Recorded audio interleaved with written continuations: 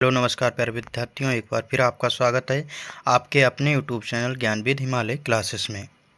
आज की वीडियो में हम लोग पढ़ेंगे बायोलॉजी से संबंधित महत्वपूर्ण प्रश्न। इन सभी प्रश्नों को आप लोग एक कॉपी पेन लेकर बैठें, उन पर नोट करते रहिए, क्योंकि ये आपकी परीक्षा की दृष्टि से जो बच्चे इस समय NMMS की परीक्षा की तैयारी कर रहे हैं, अतुल माहेश्वरी परीक्षा की तैयारी कर रहे हैं, क्योंकि परीक्षा भी अब आप लोगों के ज़्यादा दूर नहीं है। परीक्षा की जो तिथि NMMS की है 10 नवंबर की गई है, तो उस परीक्षा की दृष्टि को देखते हुए बायोलॉजी से संबंधित रिवीजन क्लास कह सकते हैं, जिसकी आप लोगों को इन क्वेश्चनों के माध्यम से रिवीजन कराएंगे। ये जितने भी प्रश्न आप लोगों को अब हम जो अंतिम डोज क्लास के माध्यम से करा रहे हैं, तो वो अति महत्वपूर्ण हैं, क्योंकि इस प्रकार के प्रश्न अक्सर एग्जामों में पूछे जाते हैं। तो सभी बच्चे ध्यान रखें, कॉपी पेन लेकर बैठें। जितने भी बिंदु, जितने भी क्वेश्चन आप लोगों को अब हम पढ़ा रहे हैं, उन सभी बिंदुओं को आप लोग नोट करते रहिए। और परीक्षा देने से पहले, परीक्षा जब भी आप देने जाएं, जैसे 10 नवंबर को, तो 8 नवंबर को जितने भी प्रश्न आपको पढ़ाएं, उन सभी का रिवीजन करते हुए जाएं। क्योंकि आप लोग एक दिन पहले रिवीजन, अगर 2 दिन पहले रिवीजन करते हैं, तो आप लोग जब परीक्षा देने जाएंगे तो वहाँ पर आसानी से सभी प्रश्नों को कर सकते हैं। तो आज क्लास को प्रारंभ करते हैं। आज की क्लास का जैसे पहला क्वेश्चन क्या बनता है? पहला क्वेश्चन ये है कि कोशिका शब्द का प्रयोग सर्वप्रथम किसने किया था? कोशिका शब्द का प्रयोग सर्वप्रथम किसने किया था? तो रॉबर्ट हुक ने। किसने? रॉबर्ट हुक ने कोशिका शब्द का सर्वप्रथम प्रयोग किया था। तो पूछा जाएगा आपसे कि कोशिका शब्द का सर्वप्रथम प्रयोग किसने किया था? तो आप लोगों को सही आंसर बताना है, रॉबर्ट हुक। अगला प्रश्न है कि सबसे बड़ी कोशिका किसके अंडे में पाई जाती है? सबसे बड़ी कोशिका किसके अंडे में पाई जाती है? तो इसका सही आंसर है शुतुरमुर्ग के अंडे में। किसमें पाई जाती है? शुतुरमुर्ग के अंडे में सबसे बड़ी कोशिका पाई जाती है। कोशिका का जो शब्द का प्रयोग किसने किया? रॉबर्ट हुक ने किया। इतनी बातें आप लोगों के समझ में आ गई होंगी। और इसी प्रकार आप लोग अगर हमारे चैनल के माध्यम से तैयारी करना चाहते हैं और अपने दोस्तों की भी सोचते हैं कि मेरे दोस्तों की भी परीक्षा क्वालिफाई हो, तो उन्हें आप ये वीडियो शेयर करिए और उनसे बोलिए कि आप लोग इस चैनल के माध्यम से आप लोग बिल्कुल फ्री तैयारी कर सकते हैं। अगला प्रश्न देखिए, कोशिका के अध्ययन को क्या कहा जाता है? कोशिका के अध्ययन को क्या कहा जाता है? साइटोलॉजी। क्या कहते हैं? साइटोलॉजी कहते हैं। अगला प्रश्न देखिए, क्वेश्चन नंबर 4 है, जीवन की सबसे छोटी कार्यात्मक एवं संरचनात्मक इकाई जो है उसको क्या कहा जाता है? कोशिका। क्या कहा जाता है? कोशिका कहा जाता है। जीवन की सबसे छोटी कार्यात्मक एवं संरचनात्मक इकाई जो है वह क्या है? कोशिका।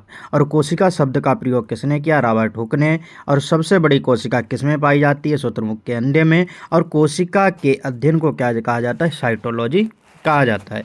अगला प्रश्न देखिए कि जीवों के नामकरण की द्विनाम पद्धति का सिद्धांत किसने दिया? जीवों के नामकरण के द्विनाम पद्धति का सिद्धांत किसने दिया?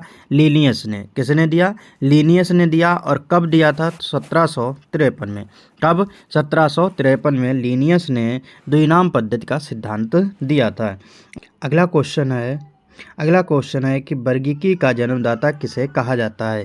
तो वर्गीकी का जो जन्मदाता कहा जाता है वो लिनियस को। किसको कहा जाता है?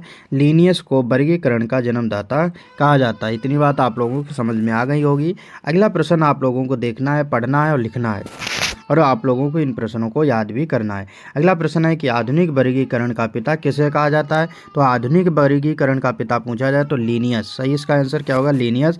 और वर्गीकी का जन्मदाता किसे कहा जाता है? तो लिनियस को कहा जाता है। अगला प्रश्न है कि कोशिका भित्ति किस शर्करा की बनी होती है? कोशिका भित्ति किस शर्करा की बनी होती है? तो काइटिन। किसकी बनी होती है? काइटिन की बनी होती है। अगला प्रश्न है कि जीव विज्ञान के जनक कौन है? तो जीव विज्ञान के जनक कौन है? अरस्तु हैं। जीव विज्ञान के जनक कौन है? अरस्तु। जंतु विज्ञान के जनक कौन है? तो अरस्तु हैं। जंतु विज्ञान के जनक कौन है? अरस्तु। अगला प्रश्न है कि जीव विज्ञान शब्द का प्रयोग सर्वप्रथम किसने किया था? क्वेश्चन नंबर 11 है कि जीव विज्ञान शब्द का प्रयोग सर्वप्रथम किसने किया था? तो लेमार्क ने किया था। जितने प्रश्न अभी आप लोगों को बताए हैं ये परीक्षा की दृष्टि से बहुत ही महत्वपूर्ण है, तो सभी प्रश्नों को आप लोगों को याद करना है।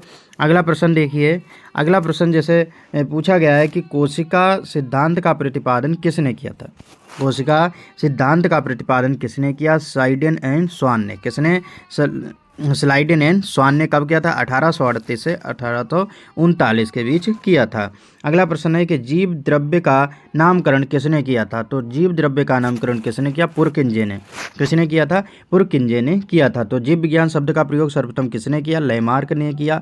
कोशिका सिद्धांत किसने दिया था? स्लाइडेन एंड स्वान ने दिया था। कब? 1838 से 1839 के बीच। जीव द्रव्य का नामकरण किसने किया? पुरकिंजे ने। अगला क्वेश्चन बनता है कि जीव विज्ञान में किसने अध्ययन किया जाता है? कहने के मतलब जीव विज्ञान में किसका अध्ययन किया जाता है? तो जीव विज्ञान में किसका अध्ययन किया जाता है? जीवधारियों का। किसका अध्ययन किया जाता है? जीवधारियों का अध्ययन किया जाता है। अगला क्वेश्चन है कि कोशिका का शक्ति केंद्र किसे कहा जाता है? कोशिका का शक्ति केंद्र किसे कहा जाता है? माइटोकॉन्ड्रिया।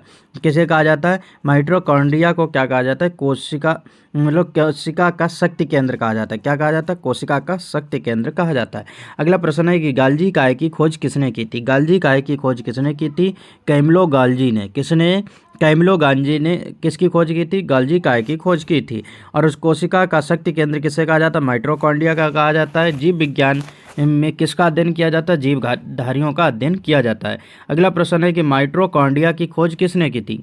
माइटोकॉन्ड्रिया की खोज किसने की थी? तो अल्टमैन। कब की थी? 1886 में। अल्टमैन ने क्या किया था कि माइटोकॉन्ड्रिया की खोज की थी। इतनी बात आप लोगों को समझ में आई। माइटोकॉन्ड्रिया को क्या कहा जाता है? कोशिका का शक्ति केंद्र कहा जाता है। अगला प्रश्न देखिए, जिसे अगला प्रश्न यह है कि टमाटर में लाल रंग किसके कारण होता है?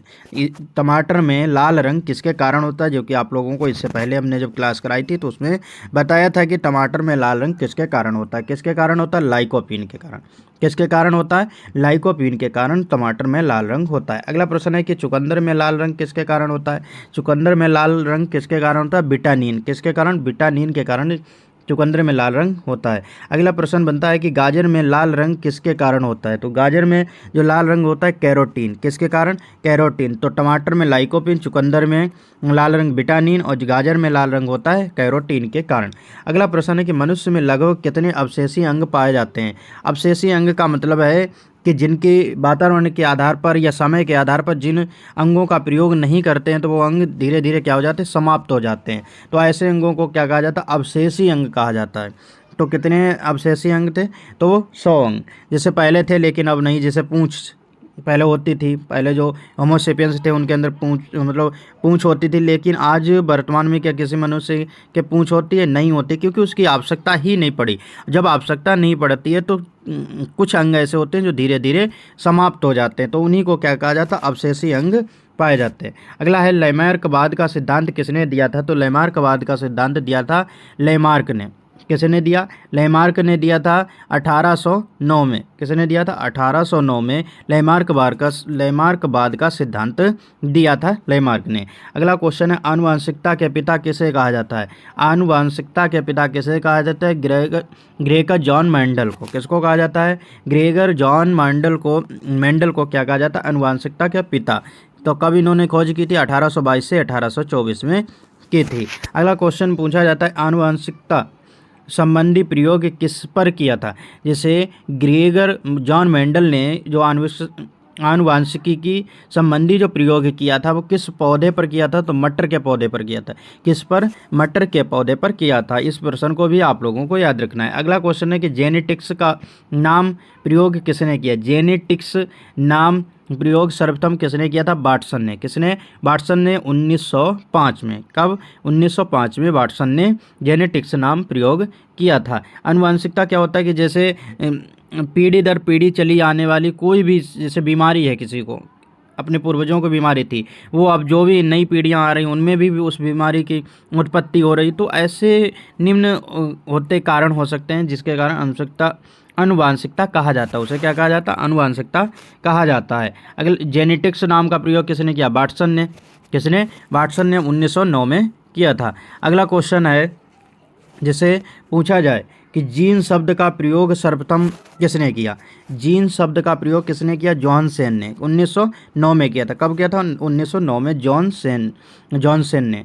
तो बात समझ आ गई। जेनेटिक्स नाम प्रयोग किसने किया? वाटसन ने 1905। जीन शब्द का प्रयोग किसने किया? तो जॉनसन ने 1909 में।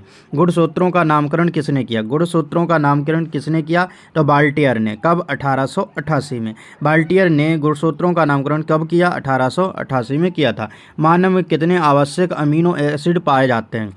मानव में कितने आवश्यक अमीनो एसिड पाए जाते हैं? तो कितने पाए जाते हैं? 20 पाए जाते हैं। कितने? 20 अमीनो एसिड पाए जाते हैं। किसमें? मानव में। अगला क्वेश्चन है कि मनुष्य में गुणसूत्रों की संख्या कितनी होती है? मनुष्य में गुणसूत्रों की संख्या कितनी होती है? 46 होती है। कितनी? 46 होती है। अगर आपसे पूछा जाए कि कितने जोड़ी होते हैं, तो कितने जोड़ी? 23 जोड़ी गुणसूत्र पाए जाते हैं। एक जोड़ी में कितने होते हैं? तो एक जोड़ी में 2 गुणसूत्र होते हैं। कितने होते हैं? 2 गुणसूत्र होते हैं। 23 जोड़ी मतलब 2 से गुणा कर देंगे तो 46 गुणसूत्र पाए जाते हैं। आरएनए कितने प्रकार के होते हैं? आरएनए कितने प्रकार के होते हैं? 3 प्रकार के होते हैं। कौन कौन से?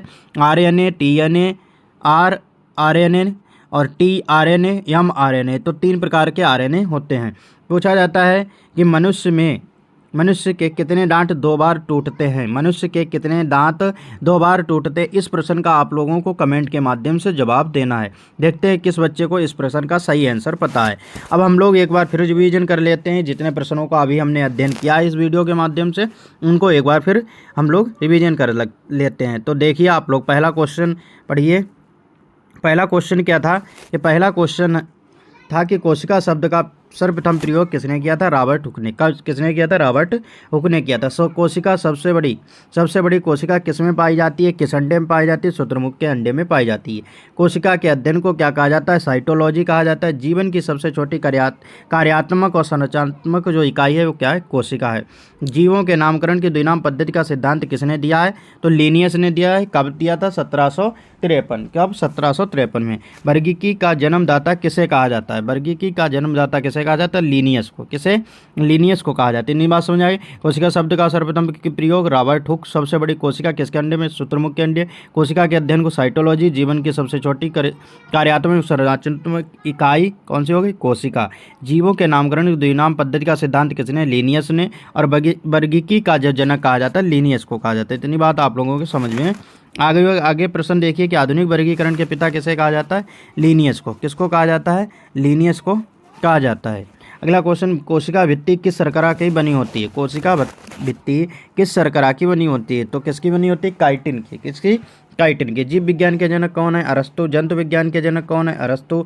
जीव विज्ञान शब्द का प्रयोग सर्वप्रथम किसने किया था? लैमार्क ने। किसने? लैमार्क ने। कोशिका सिद्धांत का प्रतिपादन किसने किया? स्वाइडेन एंड स्वान ने किया था।